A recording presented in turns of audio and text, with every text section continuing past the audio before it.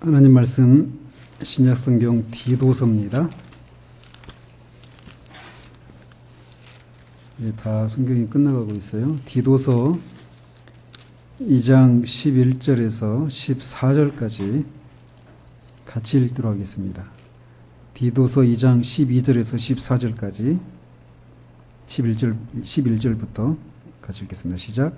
모든 사람에게 구원을 주시는 하나님의 은혜가 나타나 우리를 양육하시되 경건하지 않은 것과 이 세상 정욕을 다 버리고 신중함과 의로움과 경건함으로 이 세상에 살고 복스러운 소망과 우리의 크신 하나님 구주 예수 그리스도의 영광이 나타나심을 기다리게 하셨으니 그가 우리를 대신하여 자신을 주심은 모든 불법에서 우리를 속량하시고 우리를 깨끗하게 하사 선한 일을 열심히 하는 자기 백성이 되게 하려 하심이라.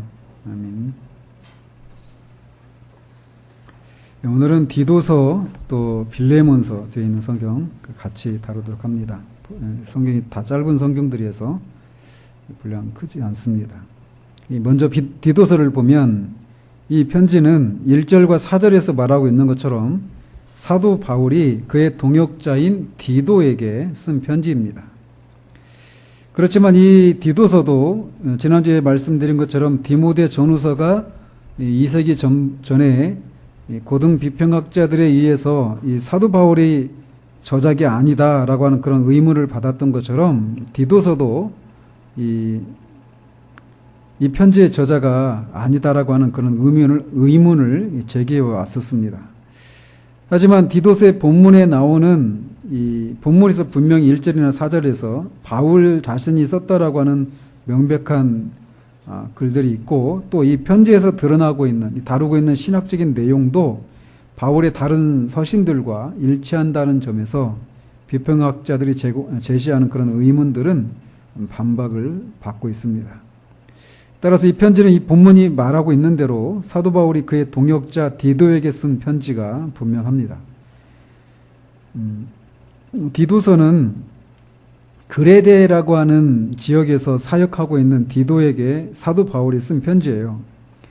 그런데 이 사도행전에는 사도 바울이 그레데에 복음을 전했다라고 하는 기록이 없습니다. 이것 때문에도 비평학자들은 디도서가 이 사도행전에서의 그 이야기와 잘 들어맞지 않는다라고 지적을 합니다. 그렇지만 바울의 다른 편지나 이 사도행전이 사도 바울의 그 모든 행적을 다 기록했다라고 주장하고 있지는 않아요. 그래서 전통적인 관점은 디도서가 디모데 전서와 마찬가지로 바울이 그 사도행전 28장에 나오는 것처럼 바울이 감옥에 2번 갇혔다고 그랬죠. 로마 감옥에. 한 번은 사도행전 28장에 나오는 때이고 두 번째는 풀려났다가 몇 년 있다가 다시 두 번째 잡힌 그 시기입니다. 그래서 이 디도서도 디모데 전서와 거의 같은 시기가 디모데 전서가 언제 쓰여졌다고 그랬죠? 첫 번째 감옥에 갇히고 잠시 풀려났다고 그랬잖아요. 그리고 두 번째 투옥이 있었는데 그 첫 번째와 두 번째 투옥 기간 그 사이 그러니까 석방된 이후 그 시기에 기록이 되었다 이렇게 말씀드렸는데 디도서도 디모데 전서와 거의 같은 시기인 주후 60년대 중반쯤에 기록되었을 것이라고 추정을 합니다. 이 디도서의 주제는 믿음과 실천, 다른 말로 신앙과 행위 사이에는 분리가 없다라는 것입니다.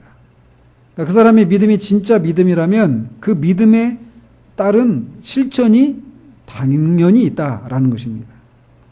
즉 참된 믿음은 바른 실천이 반드시 뒤따른다라고 하는 것이에요.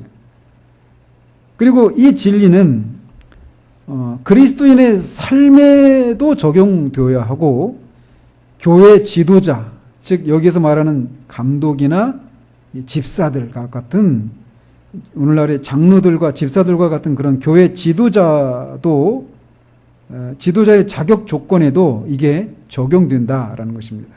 그래서 그가 믿음에 합당한 그런 삶이 있는 사람들 중에서 지도자로 세워야 된다. 이런 내용을 담고 있어요. 동시에 이 어떤 가르침이 거짓 가르침인지 참인지를 어떻게 판단하는가, 그것도 바른 실천이 뒤따르는가 아닌가로 판단할 수 있다라고 하는 것도 이 디도서에서 다루고 있는 주제 중에 하나예요. 이 디도서를 쓰게 된 목적, 또 계기, 배경들을 살펴보면 이렇습니다. 아까 말씀드린 것처럼 사도행전에는 이 바울이 디도가 지금 사역하고 있는 그레데라고 하는 그 지역에 언제 선교 여행을 떠났는지, 떠나서 거기서 복음을 전했는지에 대한 내용이 나와 있지 않아요. 그렇지만 사도행전은 기록이 전해져 오고 있지는 않지만 이 편지를 디도에게 보내기 얼마 전에 사도 바울이 그레데로 가는 여행을 마쳤고 거기에 이제 새로운 교회들이 그곳에 세워졌다는 겁니다. 그래서 그렇게 새로 생겨난 교회들을 올바르게 세우기 위해서 바울이 디도를 그 그레데에 남겨두었던 거예요.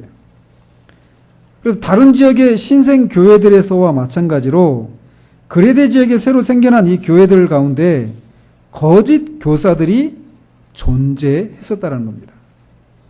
그래서 바울이 더 급했죠. 그죠? 그러니까 그냥 처음 세워진 그런 교회였어도 그냥 교회의 기초를 세우기 위해서도 디도가 필요했었는데 더더군다나 그 교회에 거짓 교사들이 있었다라는 것이에요. 그래서 그런 교회를 바로 세우고 거짓 교사들에 대해서 이제 어떤 것이 참된 가르침인지 그 거짓 가르침을 어떻게 분별할 수 있는지 이런 내용들을 디도에게 말해주기 위해서 쓴 편지가 디도서라고 할 수 있어요. 그런데 이제 이 그레데 지역에 교회에 나타난 이 거짓 교사들이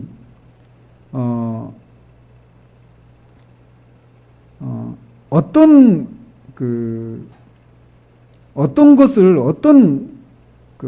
가르침을 베풀었는지는 정확하게 나와 있지는 않습니다. 디모데 전서도 마찬가지로 했죠. 그런데 이제 그렇게 명확하게 나와 있지는 않지만 1장 15절에 보면 대적하는 자들이 할례파에서 나왔고 유대인의 허탄한 이야기 그리고 의식적인 정결에 관심이 있는 것으로 보아서 이 거짓된 가르침에는 유대인적인 요소가 상당히 있었던 것으로 보여집니다. 그래서 거짓 가르침을 추종하는 자들은 의식적 정결에 대한 관심을 이렇게 보였어요. 그 바리새인들이 의식적인 그런 그 정결함에 대해서 굉장히 민감했잖아요. 그 거짓 가르침을 추종하는 자들도 그랬단 말이죠. 그런데 그렇게 의식적인 정결에 대해서는 관심을 보이면서도 복음에서 자연스럽게 따라 나와야 하는 경건한 삶을 살지 않고 있었다는 겁니다. 그래서 그런 것을 통해서 그들이 하나님을 알지 못하는 그런 사람들이라고 하는 것을 입증했다라는 거예요.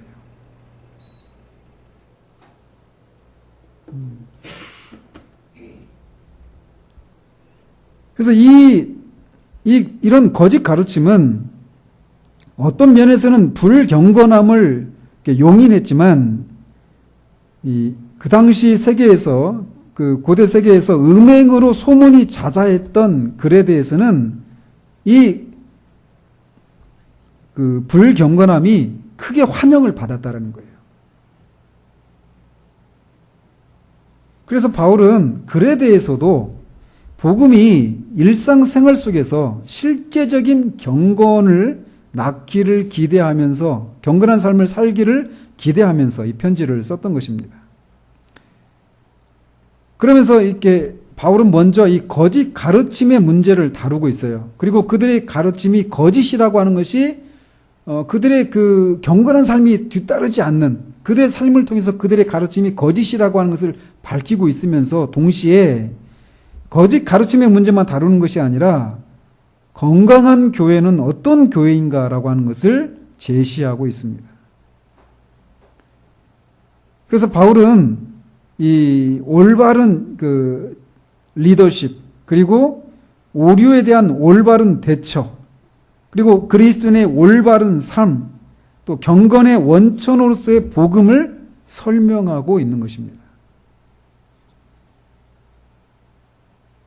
디도서가 구원사적으로 하나님의 백성을 그리스도의 사역에 비추어 인도하기 위해서 이 디도서가 기록이 되었다라고 말할 수 있습니다.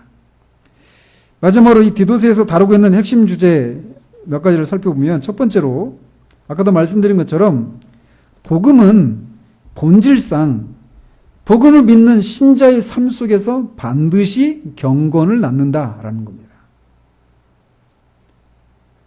그래서 난 복음을 받아들였어요, 나는 복음을 믿어요 라고 말했는데 경건한 삶이 따라 나오지 않는다라면 자기의 믿음이 헛된 것이라는 거죠. 거짓이라는 것이죠. 반드시 믿음과 행위 사이에는 어떤 괴리가, 분리가 없다라는 것입니다.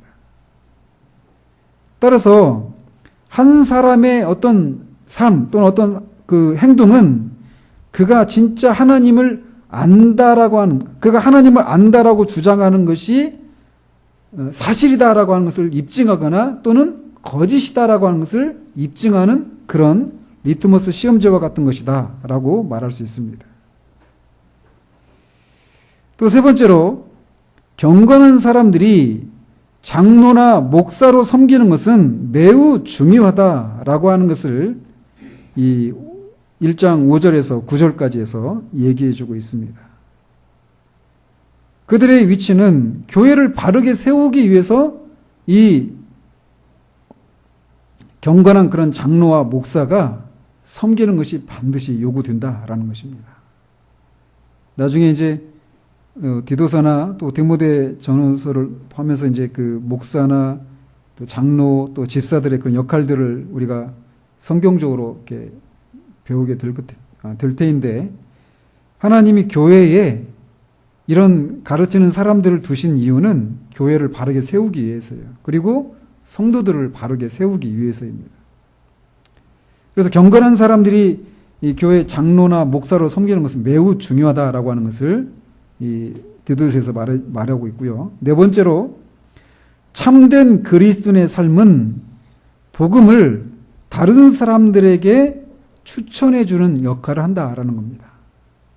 내가 참된 복음을 바르게 믿어서 내가 경건한 삶을 살고 있다면 그 경건한 삶이 복음을 모르는 사람들에게, 복음을 믿는 사람들에게는 저런 삶이 있다라고 이렇게 보여줘서 그 다른 사람들에게 복음을 믿도록 추천하는 그런 역할을 한다라는 것이에요. 그러니까 반대로 어때요? 내가 믿는다라고 하면서 복음에 합당한 그런 경건한 삶이 따라 나오지 않는 그것은 복음에 방해가 된다, 이렇게도 말할 수 있겠죠. 다섯 번째로, 선행은 신자의 삶에서 매우 중요한 위치를 차지한다라는 겁니다. 오늘 우리가 읽었던 이 본문에서 말하고 있는 거죠. 하나님이 우리를 택하신 목적이 뭐예요? 우리를 선한 일에 열심을 내는 자기의 백성 삼으시기 위해서예요. 우리가 선한 삶을 살아야 된다는 것이죠. 그래서 이 선행은 그리스도인의 삶에 있어서 매우 중요한 위치를 차지합니다. 여섯 번째로, 이 교회에서 교리적인 오류 또 도덕적인 오류에 대해서는 분명하고 단호하게 대처하는 일이 중요하다라는 겁니다. 왜 교회에서 이런 일들이 교리적으로 또 도덕적인 오류에 대해서 이렇게 단호하게 대처하는 것이 필요할까요? 교회의 거룩함과 순결함을 지키기 위해서예요. 이걸 징계라고 하죠. 이게 반드시 필요합니다. 마지막 일곱 번째로, 복음은 이렇게 그리스도인의 삶에 있어서 이 복음에 합당한 경건한 삶을 살아가는 것, 이것이 매우 중요한 위치를 차지하고 있는데, 그런 기독교적인 삶을 살아가는 것, 이것의 기초가 뭘까요? 왜 우리가 기독교적인 그런 삶을, 그리스도인의 삶을 살아야 될까요? 경건한 삶을. 그 경건한 삶을 살 수 있는 근거 또는 기초가 뭐냐면 복음이에요.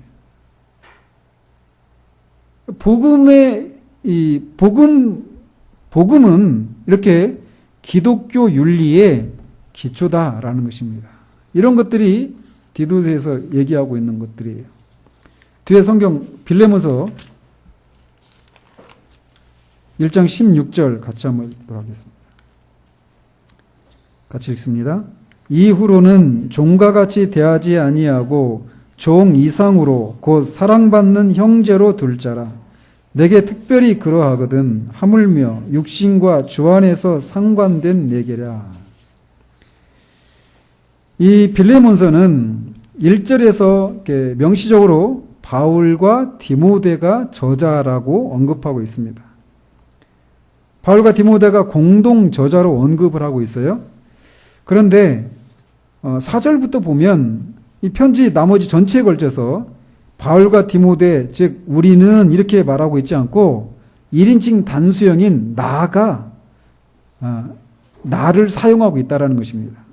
따라서 사도 바울이 주된 저자인 것이 분명해 보입니다.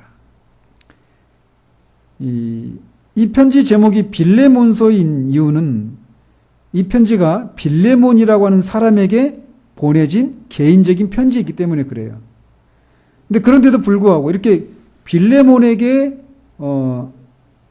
개인적으로 보낸 편지임에도 불구하고 빌레몬의 가정에 모이는 온 교회에서 이 편지가 낭독되기를 원하고 있는 것을 보게 됩니다.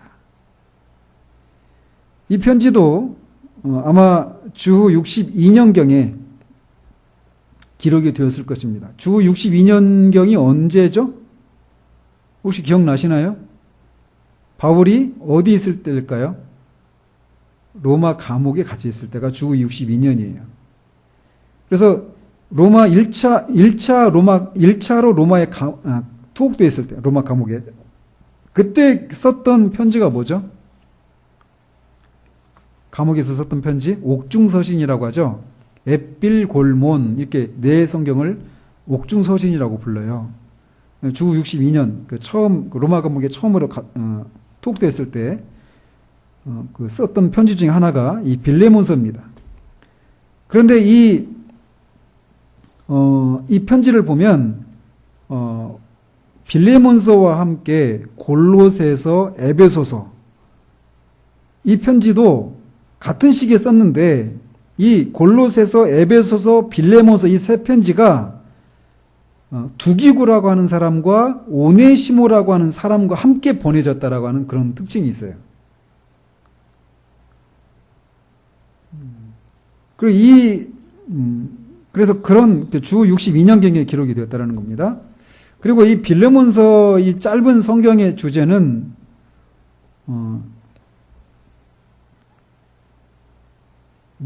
복음의 능력을 설명하고 있어요.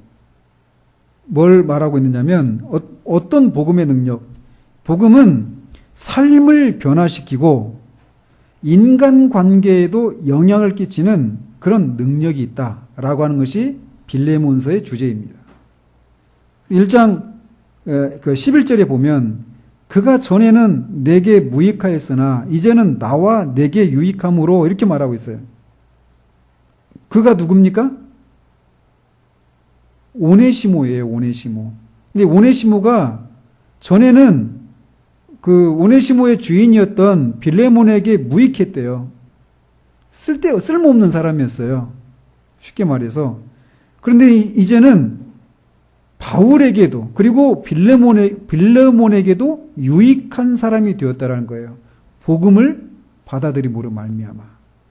복음을 믿고 그가 그리스도인이 됨으로 말미암아 그의 삶이 변화가 되었다라는 겁니다. 그래서 무익한 사람이 유익한 사람이 되는 거예요. 그리고 삶을 변화시킬 뿐만 아니라 16절에 있는 것처럼 이후로는 종과 같이 대하지 말고 종 이상으로 곧 사랑받는 형제로 대하라 라고 하는 그 말씀에 있는 것처럼 인간관계에도 영향을 끼치는 것이 복음이다 라고 말하고 있어요. 그러니까 복음을 받아들이기 전에는 오네시모는 그냥 오네시모와 빌레몬의 관계는 주인과 노예의 종의 관계에 불과했어요. 근데 이제는 복음이 인간관계에도 영향을 끼친다라는 거예요. 그래서 종 이상으로 곧 사랑받는 형제로 대하라 라고 말하는 것처럼 인간관계에도 영향을 끼친다라는 겁니다. 이게 복음의 능력이라는 거예요. 삶을 변화시키고 인간관계에도 영향을 끼치는 것이 복음이다. 이게 빌레몬서에서 다루고 있는 주제입니다. 이 빌레몬서를 쓰게 된 그런 배경들을 보면 이렇습니다. 이 빌레몬이라고 하는 사람은 이 골로새에 살고 있었던 사람이었어요. 그리고 노예를 소유할 정도의 부유한 그리스도인이었습니다. 빌레몬은 바울이 에베소에서 3년간 사역할 때 복음을 듣고 구원받은 것으로 보여집니다. 에베소에서 골로새까지는 한 160km 정도 떨어져 있다고 그래요. 당시 거리로는 그렇게 가깝지는 않은데 빌레몬이 그 에베소에서 바울이 복음을 전할 때 그 복음을 듣고 구원받은 것으로 보여집니다. 그래서 에베소에 가서 다시 자기가 살고 있는 골로새로 돌아와서 골로새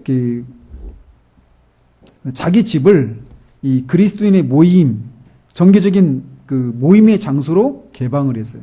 그러니까 빌레몬의 집에 교회가 세워지게 된 거죠.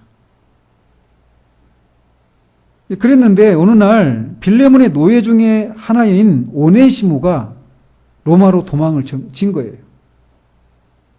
아마도 빌레몬에게서 돈이나 또 어떤 소유물을 훔쳐가지고 로마 제국 중에서도 가장 인구가 많은 도시로 숨어 들어간 겁니다. 그런데 우리가 아까 배웠던 것처럼 하나님의 섭리 가운데, 하나님의 섭리라고 나와 있지 않지만 이 편지에서는 말하고 있지 않지만 분명히 하나님의 주권을 주권적인 그런 섭리 가운데 이렇게 로마로 도망쳐온 오네시모가 로마 감옥에 갇혀 있는 사도 바울과 접촉을 하게 된 거예요. 그리고 그리스도인이 된 겁니다.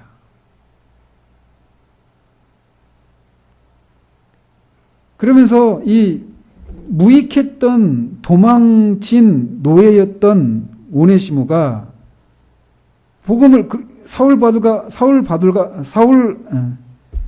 사도 바울을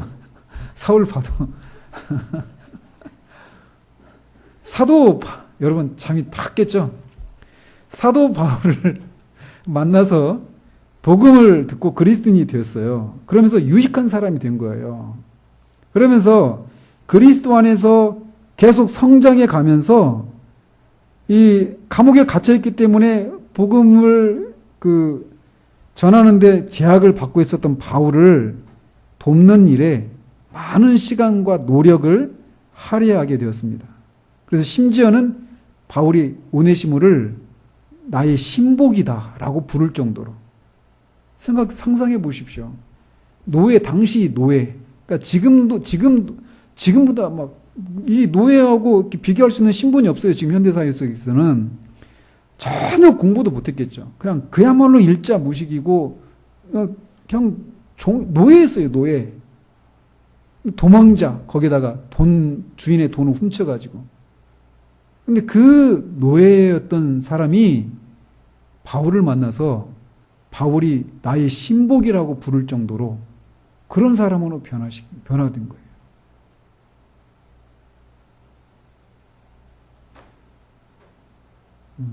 그래서 바울은 오네시모가 자신을 위해서 하고 있는 그 섬김이 계속 유지되기를 바랬어요. 그랬는데 이 도망친 이 노예였던 오네시모가 전에 주인이었던 빌레몬 사이에 이렇게 해결되어야 될 그런 잘못된 문제가 있다라고 하는 것을 알았던 것입니다. 그래서 바울은 빌레몬에게 오네시모의 삶 속에서 일어난 변화를 이제 빌레몬도 인정을 하고 오네시모를 단지 노예로서만이 아니라 16절에 있는 것처럼 사랑받는 형제로 받아들이도록 호소하기 위해서 이 편지를 쓴 것입니다. 참 극적인 변화 아니에요? 그죠? 근데 그 바울이 빌레몬에게 오네시모를 사랑받는 형제로 대우해달라, 대하라고 이렇게 요청했을 때 오네시모를 노예에서 해방시켜달라 이렇게 요청했는지는 정확하지는 않아요. 정확하게 나와 있지는 않아요. 근데 분명한 것은 바울이 노예와 주인 사이에 그런 변화된 관계를 요청했다라고 하는 것은 분명합니다. 종 이상의 사랑받는 형제로 대하라라는 것이에요. 그것을 위해서 이제 이 사적인 편지를 쓰게 된 것입니다. 근데 이게 사적인 편지임에도 불구하고 이게 성경인 이유가 뭘까요? 그러니까 굉장히 사적인 편지잖아요.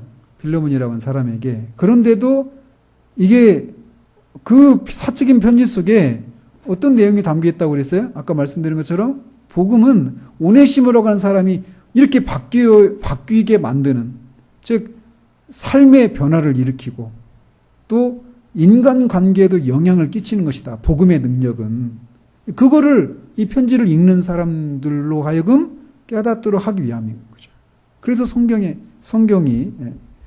개인적인 사적인 그런 편지가 정경으로 채택이 된 거예요.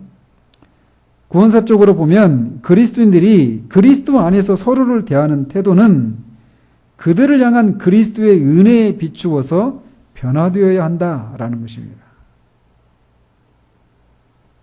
그러니까 이거는 후에 어떤 노예 운동이랄지 또는 우리가 오늘날 인권에 대해서 얘기 많이 하잖아요.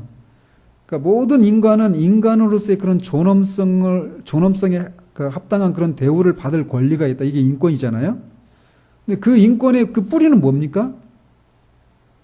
인권, 그 인간으로서 받아야 될, 누려야 될 그런 권리, 이게 인권인데 그 뿌리를 뭐라고 그래요? 왜 그런 대접을 받아야 됩니까?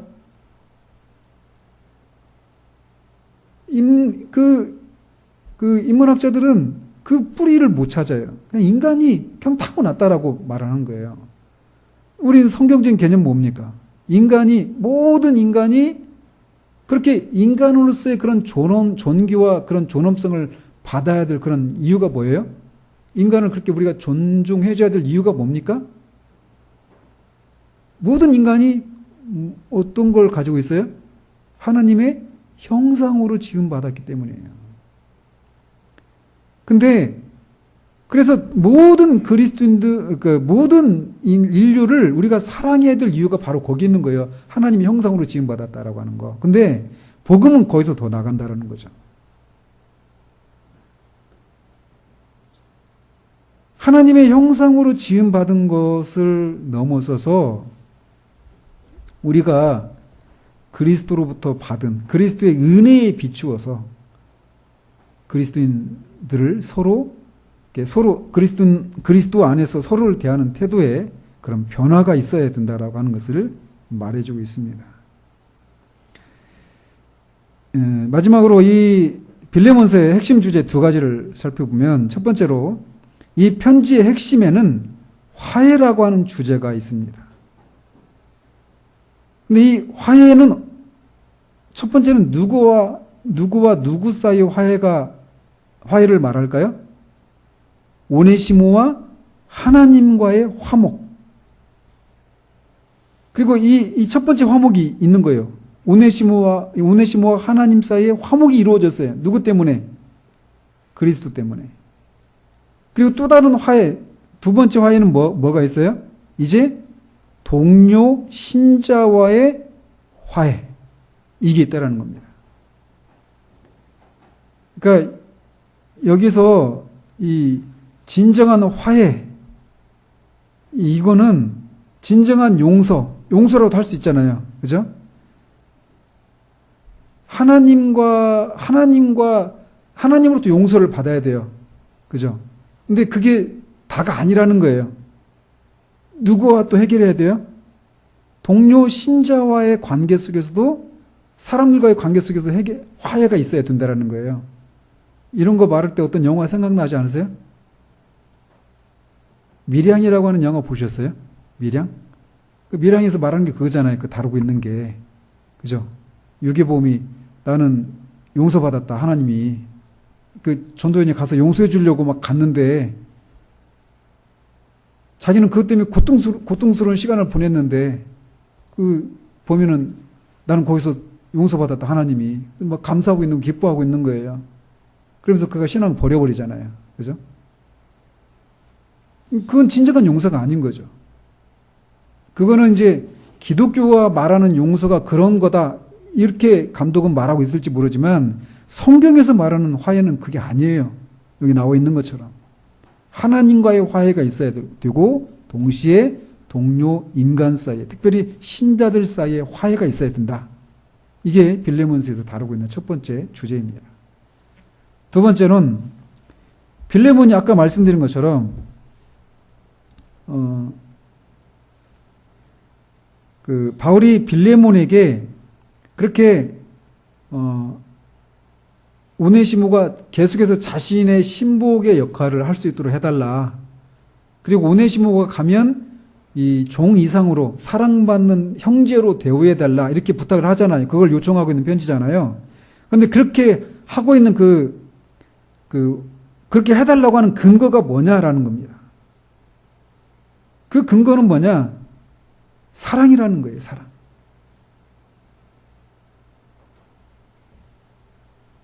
그래서 바울은 빌레몬에게 자신이 바울 자신 그뿐만 아니라 그 지역의 모든 신자에게 보여준 그 사랑을 베풀 것을 권해주고 있어요. 그래서 이 두 가지가 빌레몬서에서 다루고 있는 핵심적인 주제입니다. 그런 내용들을 우리가 읽으면 될 것 같아요. 기도하겠습니다. 하나님 아버지, 오늘 또 디도서와 빌레몬서를 짧게나마 개략적으로 살펴보았습니다. 아버지 하나님, 복음을 믿음은 반드시 바른 실천이 따른다라고 하는 그 사실들을 디도에게 말해주고, 또 교회 안에 있는 거짓된 가르침에 대해서 어떻게 대처해야 되고, 또 바른 교회를 세우기 위해서는 어떤 것들이 필요한지, 또 어떤 사람들을 세워야 되는지를 말해주고 있는 디도서에 대해서 살펴보았습니다. 그런 시각으로 우리 자신을, 우리 교회를 우리가 바라볼 수 있도록 주님 도우시옵소서. 또 빌레몬서를 통해서 복음에는 삶을 변화시키고 인간관계를 변화시키는 능력이 있다라는 사실들을 우리가 살펴보았습니다. 정말 우리가 복음이 정말 그런 능력이 있다라는 사실들을 우리가 우리의 삶 가운데에서 참으로 드러냄으로 말미암아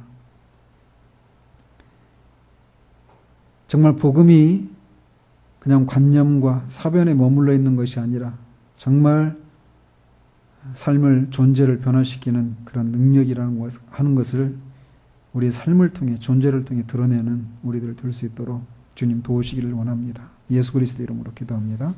아멘.